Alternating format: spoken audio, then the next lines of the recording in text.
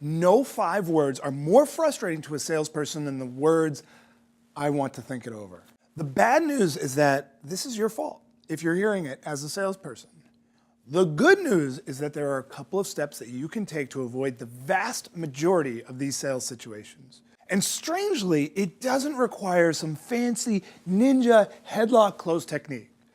What I'm going to show you is going to change the way that you not only think about think it overs, but it's also going to change the way you think about sales more generally. In this video, I'm going to show you what every salesperson must do to avoid those words, "I want to think it over." Check it out. Number 1, stop trying to get yes. Let's first get very clear on what a think it over actually is. Think it overs really are just a nice way of the prospect telling you no. And they don't do this because they have some super nice agenda, but really because they're feeling a lot of pressure in the selling situation to tell you yes. And this was caused by you. If a prospect feels pressure to say yes, then that means that the salesperson was putting pressure on the prospect to say yes in the first place. So moving forward, instead of trying to get a yes from the prospect, focus on trying to determine if there's actually a fit in the first place. And this means that the outcome of a no is also okay.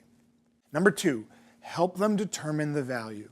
One of the reasons that a prospect would say, "I need to think about it," or wouldn't want to buy from you in the first place, is that they're simply not seeing the value in what you're offering.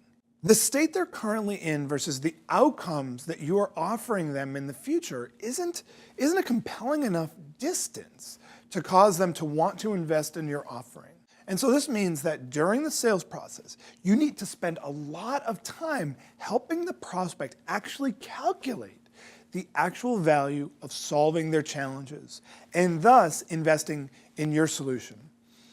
So that means asking a question such as, if you were able to solve the challenges that you mentioned today, what would that mean to your organization? And a little hint, be sure to get a dollar value answer here. Number 3, get a budget before giving price.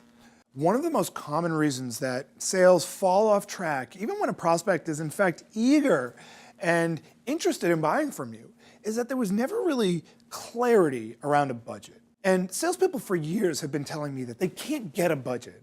This is simply not true though. My response is always the same. If you're having trouble getting a budget, it means that you're asking for a budget incorrectly. Now there are a number of ways to do it, but I'll share with you 2 very simple but tactical approaches to getting a budget. So the first part is that after having gone through their challenges, you just want to ask a simple question like, do you have a budget for this project? Now, they may or may not, and they may or may not be forthcoming with that information, but let's just say that the prospect says, no, I don't have a budget. Then you revert to the range budget question. And that would sound something like this. George, based on what you've told me, a solution to your challenges would range anywhere from $10,000 to $50,000.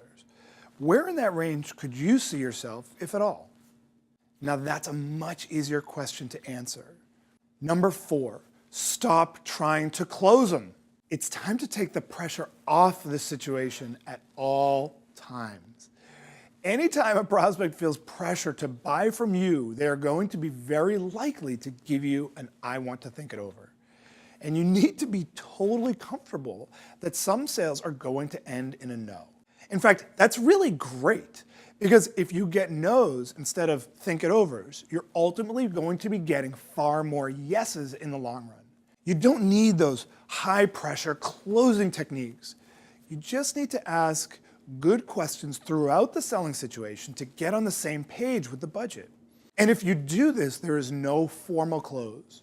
All you're doing is just determining the logical next step. So there is what every salesperson must do to avoid "I want to think it over."